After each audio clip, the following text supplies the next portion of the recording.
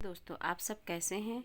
मैंने पिछली क्लास में आपको बताया था बाइनरी लॉजिक। ठीक है, बाइनरी लॉजिक में हमने आपको दो प्रकार से ये बांटे गए हैं, जैसे बाइनरी को डेसिमल में बदलना और बाइनरी डेसिमल को बाइनरी में बदलना। अब देखिए, मैंने आपको पिछली क्लास में ही बताया था कि डेसिमल को बाइनरी में कैसे बदलते हैं। ठीक है, ये बताए थे मैंने आपको। आज हम आपको क्या बताएंगे, पॉइंट में बताएंगे कि डेसिमल को बाइनरी में कैसे बदलते हैं। देखिए, ये इस तरीके के क्वेश्चन पेपर में आते भी हैं और इन्हें ध्यान से समझना भी पड़ता है। देखिए, यहाँ पे कितनी संख्याओं के बाद पॉइंट लगा हुआ है, 1 और 2। 2 के बाद क्या लगा है, पॉइंट, और पॉइंट के बाद कुछ भी क्या होता है, 0। ठीक है, उसको क्या करते हैं बाइनरी में, अगर इसको बदलना है तो कैसे बदलेंगे, ध्यान से समझिएगा। हम क्या करते हैं, पॉइंट के बाद कितनी है, क्या लिखा है, 25। तो पॉइंट के बाद 25 लिख के और 2 से हम मल्टीप्लाई करते हैं। ठीक है, अब हम क्या करेंगे, जब हम इससे मल्टीप्लाई करेंगे 2 से, तो क्या आ जाएगा, 50 आ जाएगा, पॉइंट 50।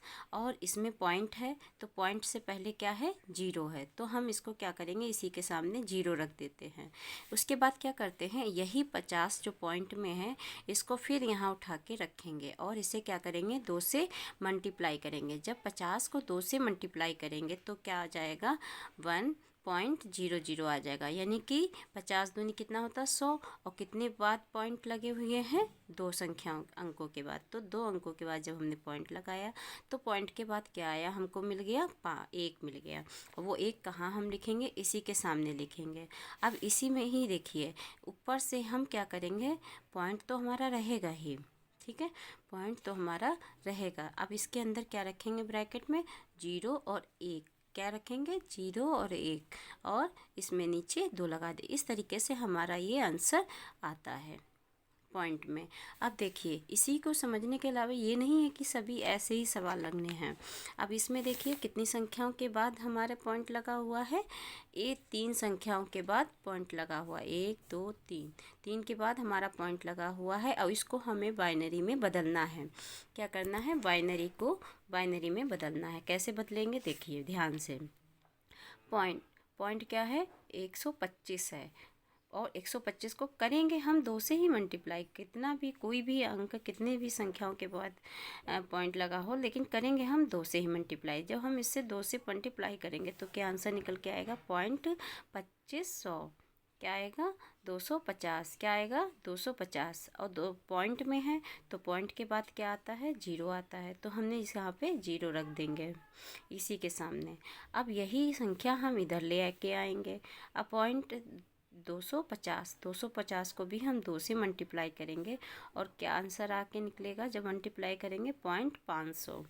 अब 500 आया है पॉइंट में, तो पॉइंट से पहले क्या हुआ, 0 आएगा, तो 0 क्या करेंगे, इसी के सामने रख देंगे। ठीक है, इसी के सामने रख देंगे। अब के देखिए, पॉइंट 500 की जब हम मल्टीप्लाई करेंगे 2 से, तो क्या आएगा, क्या आएगा, 1000 आएगा। कितना आएगा, 1000 आएगा। यानी कि 3, देखिए पॉइंट कैसे, जब हम इसे मल्टीप्लाई तब तक करेंगे जब तक कि हमें पूरा आंसर ना मिल जाए। यहाँ पे कितनी संख्याओं के बाद पॉइंट रखा, 1 2 3, तो 1 2 3, और उसके बाद हमने पॉइंट रखा। पॉइंट रखने के बाद हमें क्या मिल गया, 1 मिल गया। जब हमें 1 मिल जाता है तो हम क्या करेंगे, वो 1 यहाँ इसी के सामने रख देंगे। जब तक कि हमको आंसर नहीं मिल जाता तब तक हम इसे मल्टीप्लाई करते रहते हैं। अब देखिए, इस तरीके से एरो लगाइए, ऊपर से हम लिखेंगे इसको। देखिए, ये देखो 0 लिखा, इसका 0 लिखा और 1 लिखा, पॉइंट करके। आंसर तो हमारा पॉइंट में ही आएगा। ठीक, पॉइंट करके हम 2 नीचे लगा देंगे। इस तरीके से हमने आंसर मिल गया हमको। इसी के बाद फिर ध्यान देने वाली बात है, अब यहाँ पे तो 1 2 3 4, 4 संख्याओं के बाद पॉइंट रखा है। कितनी संख्याओं के बाद, 4 संख्याओं के बाद पॉइंट रखा है, और इसका बाइनरी में बदलने के लिए कह रहा है। तो कैसे बदलेंगे, देखिए, मल्टीप्लाई को हमने आपको पहले बताया है कि मल्टीप्लाई करेंगे हम 2 से ही करेंगे। अब देखिए, इसको हम जब 2 से मल्टीप्लाई करेंगे तो कितना आएगा, पॉइंट 6250। कितना आया, 6250। अब यहाँ पे 0 रख देंगे। ठीक है, इसी के बाद पॉइंट के बाद क्या है हमारा, 0 ही होता, तो 0 रख देंगे। ठीक है, अब देखिए यहाँ पे ध्यान दीजिएगा, ऐसे सवालों में ध्यान देने की ज़रूरत होती है। देखिए फिर हम क्या करेंगे, यही संख्या हम फिर उठा के यहाँ पे रखेंगे और 2 से मल्टीप्लाई करेंगे तो क्या आया आंसर हमारा 1.2500 आया। ठीक है, लेकिन अभी हमारा आंसर प्राप्त नहीं हुआ। एक तो आ गया है लेकिन अभी हमारा आंसर नहीं मिला है, क्योंकि हमारा क्या है, कितनी संख्याओं के बाद पॉइंट रखा है ये देखिए। तो एक आया। फिर क्या करेंगे, हम इसी संख्याओं को फिर से लेके आएंगे और लेके आने के बाद क्या करेंगे, 2 से मल्टीप्लाई करेंगे। फिर क्या आएगा, 0 और 5000 आएगा। ठीक है, इस तरीके से पॉइंट के बाद कितना आया, 0 आया। आप सोच रहे होंगे कि यहाँ पे एक तो आ गया, फिर क्यों नहीं माना गया आंसर हमारा। इसलिए नहीं माना गया है क्योंकि यहाँ पे 0 आना अनिवार्य है। जब तक कि करते हैं, जब तक यहाँ पे उतने 0 ना आ जाए जितने हमारी यहाँ पे अंक होते हैं।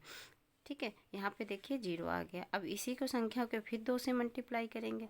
जब फिर से मल्टीप्लाई किया तो हमारा क्या आंसर निकला, 1.1234। देखिए इतने 4 0 आ रहे हैं और 1 2 3 4 0 आने के बाद हमारा क्या आया है, 1 आया है। तो हमने 1 किसी के सामने रख दिया है।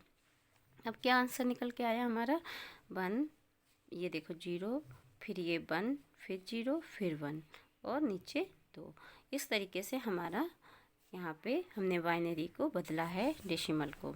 अब देखिए यहाँ पे भी आपको ध्यान देने की ज़रूरत होगी। कैसे, देखिए यहाँ पे कितने हैं संख्या, एक बार और देखिए फिर से। यहाँ पे पॉइंट 1 2 3 4 है, संख्या को बाइनरी में बदलो।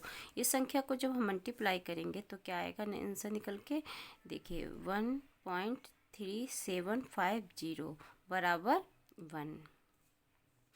कि इसका पॉइंट के बाद तो 1 निकल रहा है, लेकिन यहाँ पे 0 आना ज़रूरी होता है। ठीक है, यहाँ पे 1 हो गया। इस तरीके से हम आपको ये वाला नेक्स्ट वीडियो हम ये सवाल आपको बताएंगे, तब तक आप इसको समझ के आइएगा।